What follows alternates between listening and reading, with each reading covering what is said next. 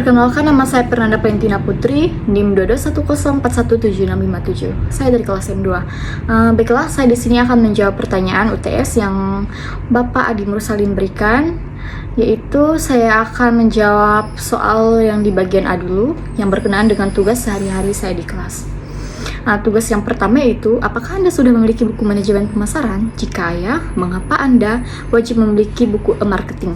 Oke, baiklah, saya akan menjawabnya. Ya, saya memiliki buku manajemen tersebut. Terus, mengapa sih saya harus memiliki buku tersebut? Karena supaya untuk mempermudahkan saya untuk belajar dan untuk mempermudahkan saya untuk mengisi atau menjawab pertanyaan-pertanyaan yang dosen saya berikan.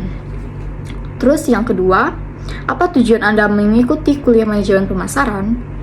Tujuan saya untuk mengikuti atau mempelajari manajemen pemasaran ini yaitu akan membantu saya memahami mengapa pelanggan berpikir atau berperilaku dengan cara tertentu saat membeli sesuatu. Saya juga akan memahami kebutuhan mereka, cara membujuk mereka, dan bagaimana tindakan pelanggan dapat menguntungkan bisnis. Oke, lanjut yang nomor 3.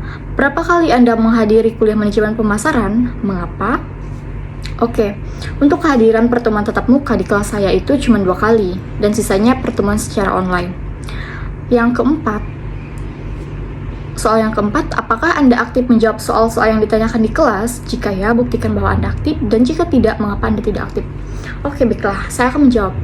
Saya itu terbilang mahasiswa yang suka menjawab pertanyaan dari Bapak ketika Bapak bertanya. Oke, selanjut yang kelima. Ada berapa tugas yang sudah saudara kerjakan? Dalam bentuk apa tugasnya? Jelaskan isi tugas Anda.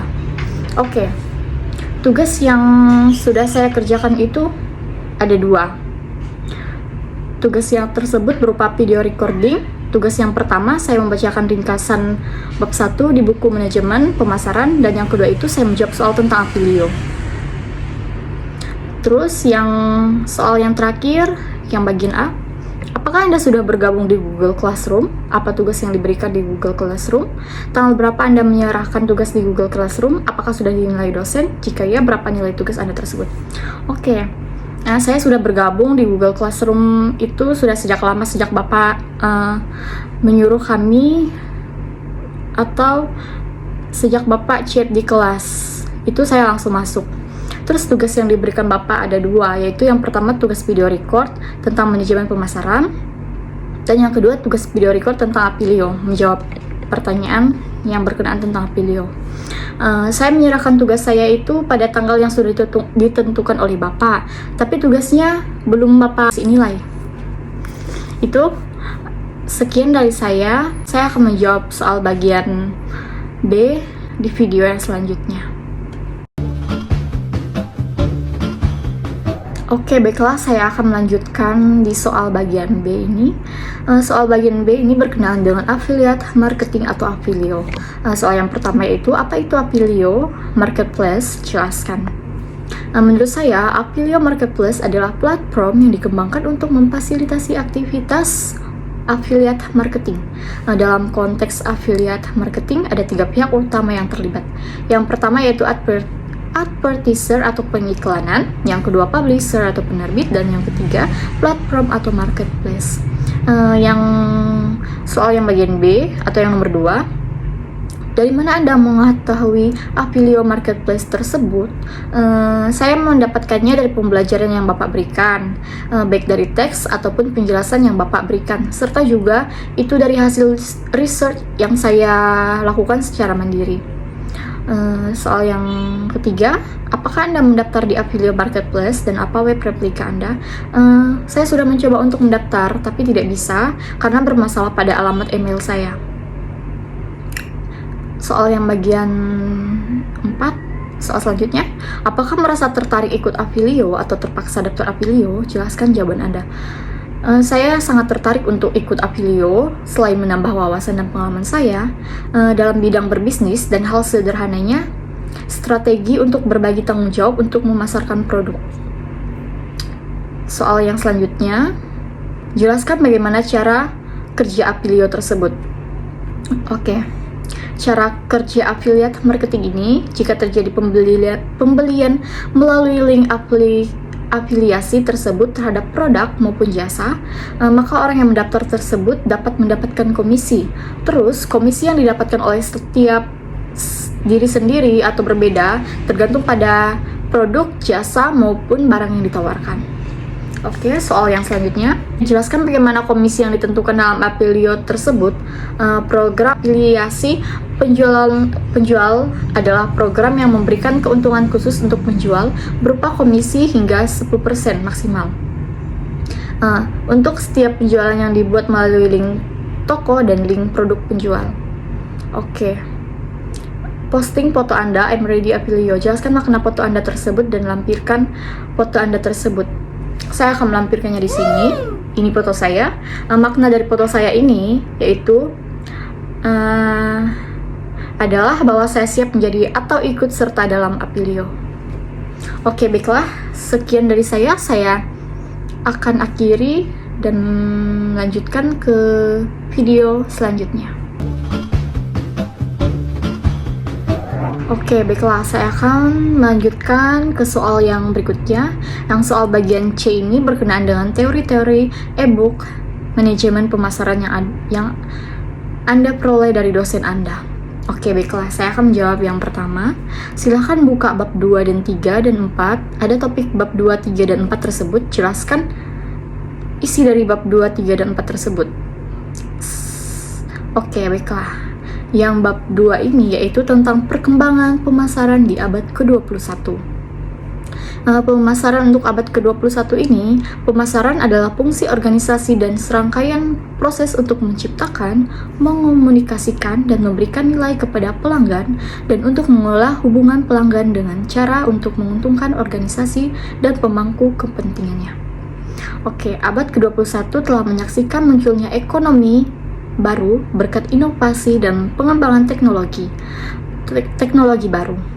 Berkat inovasi dan pengembangan teknologi. Yang bab ketiga yaitu tentang perencanaan strategi pemasaran.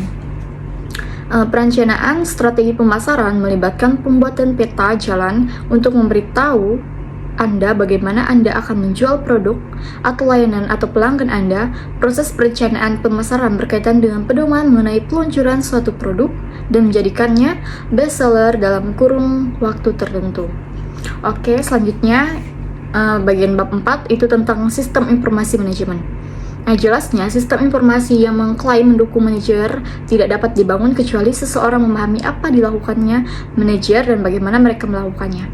Model klasik mengidentifikasi 5 fungsi tersebut sebagai parameter dari apa yang melakukan manajer, yaitu yang pertama itu perencanaan, yang kedua pengorganisasian, yang ketiga koordinasi, yang keempat memutuskan, dan yang kelima mengontrol.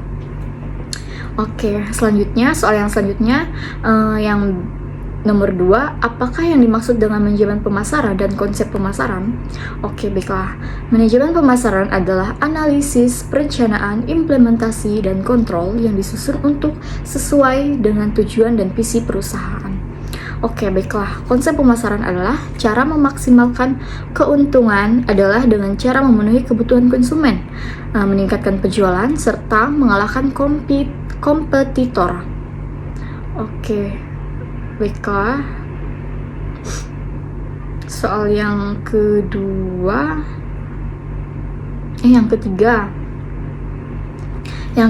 bagaimana marketing mempengaruhi kehidupan Anda di masa mendatang? Berikan contoh dalam penjelasan Anda. Oke, baiklah. Pemasaran terus berkembang seiring dengan kemajuan teknologi dan perubahan perilaku konsumen di masa mendatang. Pemasaran akan semakin fokus pada personalisasi, teknologi interaktif, penggunaan data yang cerdas, dan keterlibatan melalui media sosial dan keberlanjutan. Dalam hal ini penting bagi perusahaan dan konsumen untuk tetap terbuka terhadap perkembangan dan peluang baru yang ditawarkan oleh pemasaran di masa depan.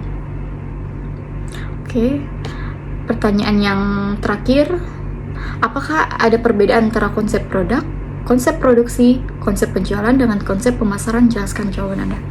Oke, konsep produk berfokus pada karakteristik produk itu sendiri, sedangkan konsep produksi berfokus pada efisiensi produksi.